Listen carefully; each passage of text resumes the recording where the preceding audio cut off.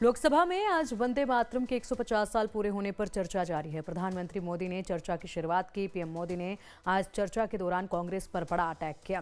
तुष्टीकरण की राजनीति के दबाव में कांग्रेस वंदे मातरम के बंटवारे के लिए झुकी है, इसलिए कांग्रेस को एक दिन भारत के बंटवारे के लिए भी झुकना पड़ा। 15 अक्टूबर 1937 को वंदे मातरम के विरुद्ध का नारा बुलंद किया। फिर कांग्रेस के तत्कालीन अध्यक्ष जवाहरलाल नेहरू को अपना सिंहासन डोलता दिखा। बजाय कि नेहरू जी मुस्लिम लीग के आधारहीन बयानों को तगड़ा जवाब देते, करारा जवाब देते, मुस्लिम लीग के बयानों की निंदा करते,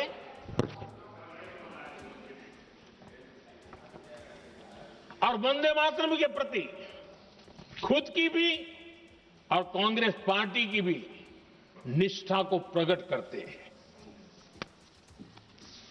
लेकिन उल्टा हुआ। वो ऐसा क्यों कर रहे, वो तो पूछा ही नहीं, न जाना। लेकिन उन्होंने वंदे मातरम की ही पड़ताल शुरू कर दी। जिन्ना के विरोध के 5 दिन बाद ही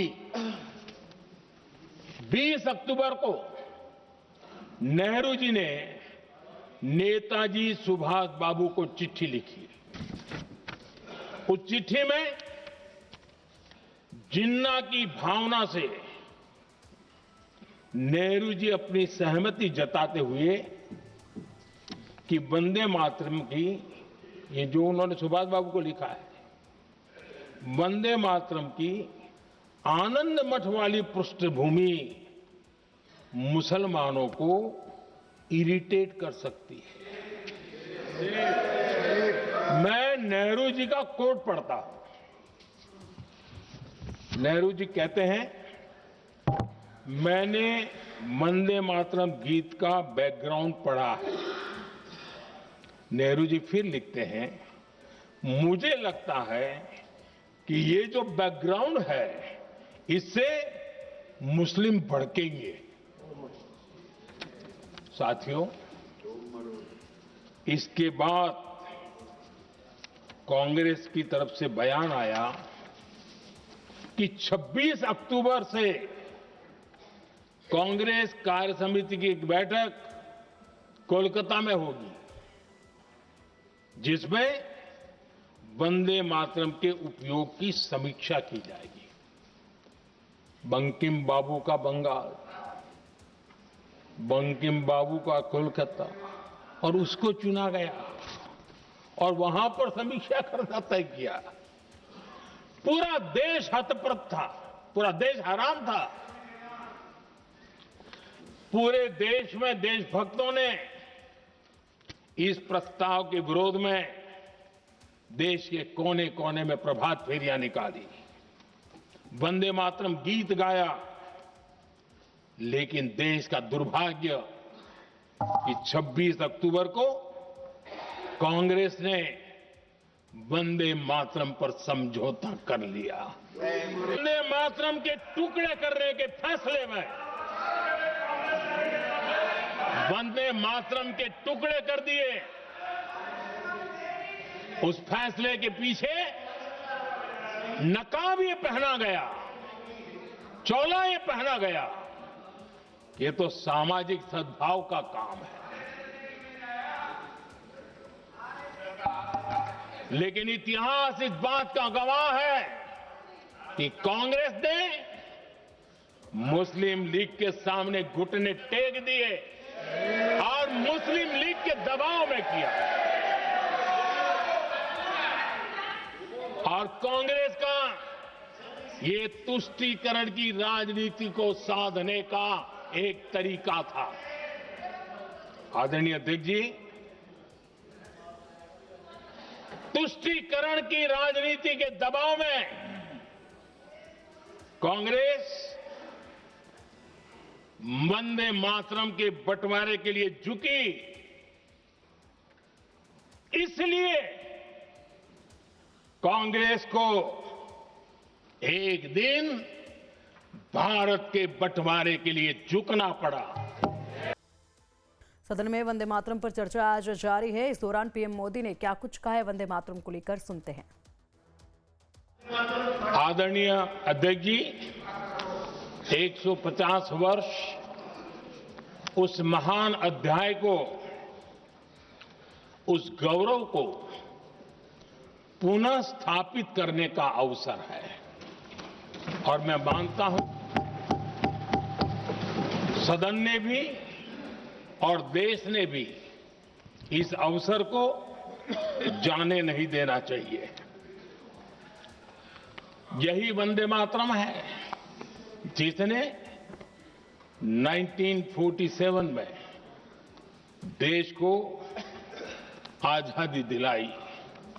स्वतंत्रता संग्राम का भावात्मक नेतृत्व इस वंदे मातरम के जयघोष में था। आदरणीय अध्यक्ष जी,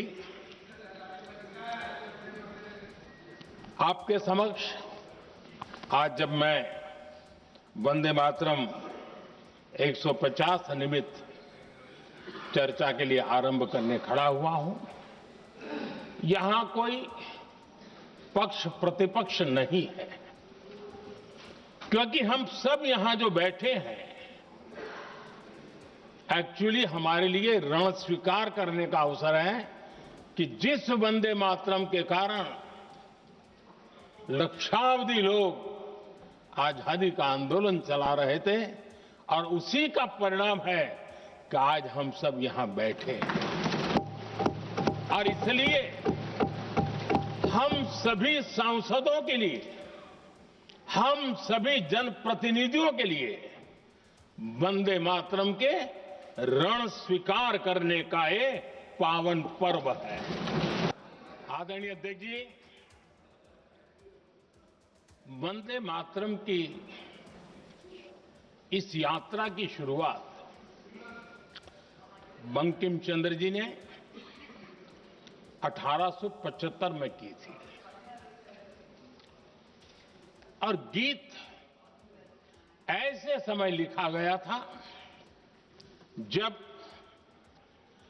1857 के स्वातंत्र संग्राम के बाद अंग्रेज सल्तनत बौखलाई हुई थी, भारत पर भांति भांति के दबाव डाल रही थी, भांति भांति के जुल्म कर रही थी और भारत के लोगों को मजबूर किया जा रहा था अंग्रेजों के द्वारा। और उस समय उनका जो राष्ट्रीय गीत था, गॉड सेव द क्वीन, इसको भारत में घर घर पहुंचाने का एक षड्यंत्र चल रहा था। ऐसे समय बंकिम दा ने चुनौती दी और ईंट का जवाब पत्थर से दिया और उसमें से वंदे मातरम का जन्म हुआ। वंदे मातरम की जिस भावना ने देश की आजादी का जंग लड़ा, उत्तर दक्षिण पूर्व पश्चिम पूरा देश एक स्वर से वंदे मातरम बोल के आगे बढ़ा। फिर से एक बार अवसर है, आओ हम सब मिल के चले, देश को साथ लेके चले। आजादी के दीवानों ने जो सपने देखे थे, उन सपनों को पूरा करने के लिए वंदे मातरम 150 हम सबकी प्रेरणा बने, हम सबकी ऊर्जा बने और देश आत्मनिर्भर बने। 2047 में विकसित भारत बना करके हम रहे, इस संकल्प को दोहराने के लिए ये वंदे मातरम हमारे लिए एक बहुत बड़ा अवसर है। वंदे मातरम ये सिर्फ केवल राजनीतिक आजादी की लड़ाई का मंत्र नहीं था। सिर्फ हम अंग्रेज जाए और हम खड़े हो जाए, अपने राह पर चले, इतने मात्र तक वंदे मातरम प्रेरित नहीं करता था, उससे कहीं आगे था। आजादी की लड़ाई इस मातृभूमि को मुक्त कराने का भी जंग था। अपनी मां भारती को उन बेड़ियों से मुक्ति दिलाने का एक पवित्र जंग था। इस यात्रा की शुरुआत बंकिम चंद्र जी ने 1875 में की थी और गीत ऐसे समय लिखा गया था जब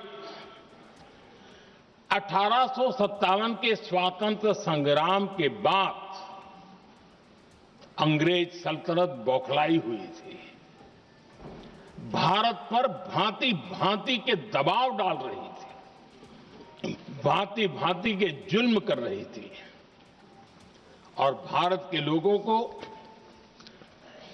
मजबूर किया जा रहा था अंग्रेजों के द्वारा।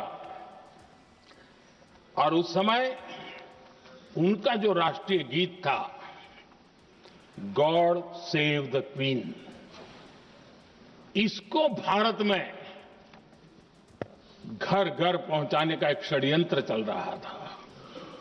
ऐसे समय बंकिम दा ने चुनौती दी और ईंट का जवाब पत्थर से दिया और उसमें से वंदे मातरम का जन्म हुआ। आदरणीय अध्यक्ष जी, बंकिम दा ने जब वंदे मातरम की रचना की तो स्वाभाविक ही वो स्वतंत्रता आंदोलन का स्वर बन गया। पूरब से पश्चिम, उत्तर से दक्षिण, वंदे मातरम हर भारतीय का संकल्प बन गया। इसलिए वंदे मातरम की स्तुति में लिखा गया था, मातृभूमि स्वतंत्रता की वेदिका पर मदोमय, मातृभूमि स्वतंत्रता की वेदिका पर मोदमय, स्वार्थ का बलिदान है यह शब्द है वंदे मातरम। है सजीवन मंत्र भी यह विश्व विजयी मंत्र भी, शक्ति का आह्वान है यह शब्द वंदे मातरम। उष्ण शोणित से लिखो, वक्षस्थली को चीरकर, वीर का अभिमान है यह शब्द वंदे मातरम।